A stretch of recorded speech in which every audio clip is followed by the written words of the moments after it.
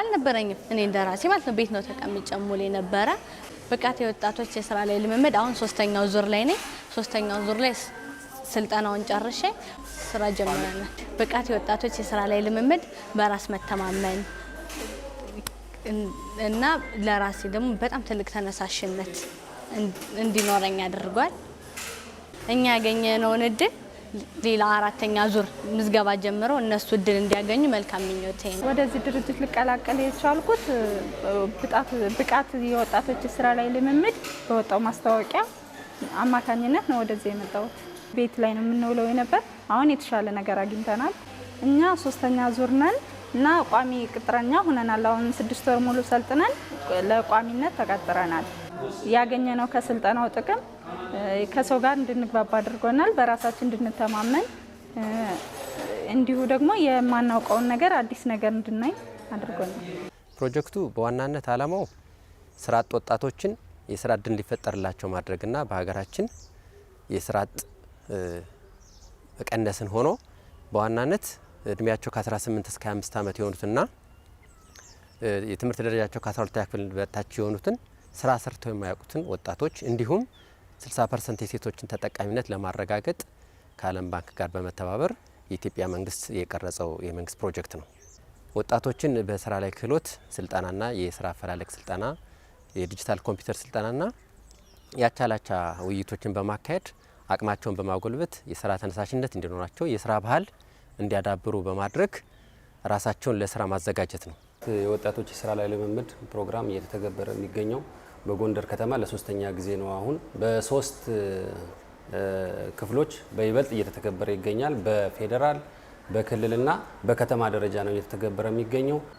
ከ12ኛ ክፍል በታች የሆኑ የተረሱ የስራ እድል ብዙ ጊዜ የማይሰጣቸው ማለት ነው የማይሰጣቸው ወጣቶች አሉ። እነሱን ከቤት በማውጣት የስራ ላይ ልምምድ ፕሮግራም አባል በማድረግ የስራ ልምድ እንዲያገኙ በማድረግ እንዲቀጠሩ ማድረግ ነው ዋና አላማው ማለት ነው። የኛ ድርጅት ለ3 አመት ወጣቶችን ተቀብሎ እያሰለጠነ ነው። በመጀመሪያው ዙር 33 ሰው ልምምድ ተቀብለን እነሱን ወደ ስራ አብቅተናል። በሚቀጥለው ወደ 16 ሰዎች ተቀብለን ወደ እነሱንም ለፍሬ አብቅተናል። በሶስተኛው ዙር 12 ሰዎችን ተቀብለን ልምምድ ጨርሰን እነሱን ወደ ስራ አስገብተናል ማለት ነው። በዚህ ስልጠና በአጠቃላይ እኛ ማድረግ የምንችለውን የሙያ ስልጠና በፓተርን ሜኪንግ በቆረጣ እንደዚሁም ደግሞ በልብስ ስፌት ብቁ እንዲሆኑ ጥረት አድርገናል። በተለይ ደግሞ ወጣቶች ስራ እንሰራም አንችልም የሚለውን ነገር በማስታረቅ ወደ ስራ እንዲገቡ ተደርጓል። በራሳቸው እንዲተማመኑ የሙያና የስነ ልቦና እገዛ አግኝተዋል።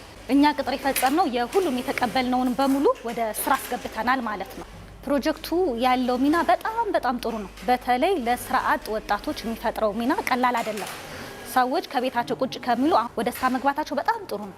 4444 ወጣቶችን እንዲለማመዱና ወደ ስራ እንዲገቡ በማድረግ ትልቅ አስተዋጽኦ አድርጓል። ለከተማችንም ቀላል የማይባል የስራ እድል ፈጠራ አግዟል ብለን እንወስዳለን። የመንግስት ፕሮጀክት እንደመሆኑ መጠን አመራሩ የተቀመጠለትን የፕሮጀክት በጀት በአግባቡ ከመዋል አንጻር ለስራው ባለቤት ተደራሽ ከማድረግ አንጻርና ፕሮጀክቱ ኤኒ ታይም እንኳን ሊወጣ ቢችል ከከተማችን በመደበኛው የስራ ዘርፍ ይህንን አይነት ተሞክሮ ማስቀጠል እንዲቻል ትልቁ ሚና መጫወት ያለበት አመራሩ ነው። ከዛ በመቀጠል ባለድርሻ አካላት የሚባሉት የኢንቨስትመንትና ቱሪዝም ፓርኮችን በዋናነት በስሮቻቸው የሚገኙ ድርጅቶችን ለዚህ ፕሮጀክት መሳካት ትልቅ አስተዋጽኦ ማድረግ ይጠበቅባቸዋል። በተለማመዱበት ድርጅት ሊቀጠሩ ይችላሉ። ከዛም አልፎ ደግሞ የማይፈልጉ ከሆነ ተወዳዳሪ ሆነው ክህሎት ይዘው በሚለማመዱበት ድርጅት ክህሎት ይዘው ሌላም ድርጅት ላይ ቢሆን ተቀጥረው የሚሰሩበት ሁኔታ አለፍ ሲልም ዋና አላማው ባይሆንም ኢንተርፕራይዝ እየመሰረቱ